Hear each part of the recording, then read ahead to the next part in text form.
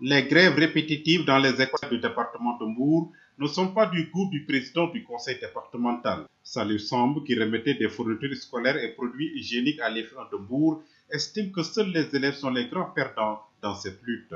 C'est la raison pour laquelle il appelle au dialogue l'État et les enseignants grévistes. Il faut que les acteurs se mettent autour d'une table et continuent à parler. Mais il faut qu'on parle le même langage. Ce langage-là, ça veut dire que ce sont nos enfants qui sont leur avenir qui est mis en jeu. Par à d'autres, hein, du gouvernement comme des enseignants, chacun doit savoir raison garder et puis regarder l'intérêt national. Malheureusement, cet appel est entré dans l'oreille d'un sourd, car les enseignants campent toujours dans leur position. L'État, par ces menaces-là, ça ne nous permettra jamais de reculer.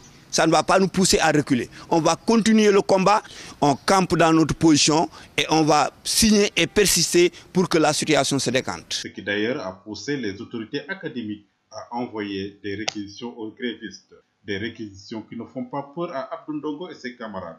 Ces derniers disent attendre de bien ferme cette décision des autorités académiques. Au moment, on n'a pas encore reçu de réquisition, mais on attend incessamment. On est prêt à endosser et à accepter ces réquisitions-là, être convoqué à la gendarmerie ou bien au commissariat. Parce que ces réquisitions-là, on réquisitionne l'agent qui a abandonné son poste.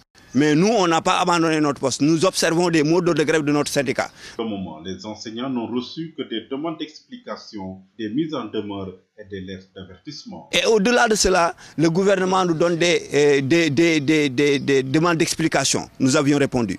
Ils nous ont donné des mises en demeure. On a été convoqués par surprise. Je vais dire par surprise parce que j'étais en train de faire cours. Étant malade, exténué à cause de la fin de l'année. Péniblement, je faisais tout pour continuer mon programme, pour terminer mon programme. À ma grande surprise, le principal s'est présenté avec un policier, avec un rame de papier, et il m'a appelé. Il m'a montré, il m'a dit que ce sont des convocations. Vous devez répondre au commissariat central. Et le principal a incité le commissariat central. J'ai été surpris. Pour sauver l'année scolaire, Abdou Ndongo et ses camarades demandent à l'État de respecter ses engagements. Sinon, disent-ils, ils ne seront jamais dans les classes pour dispenser des cours.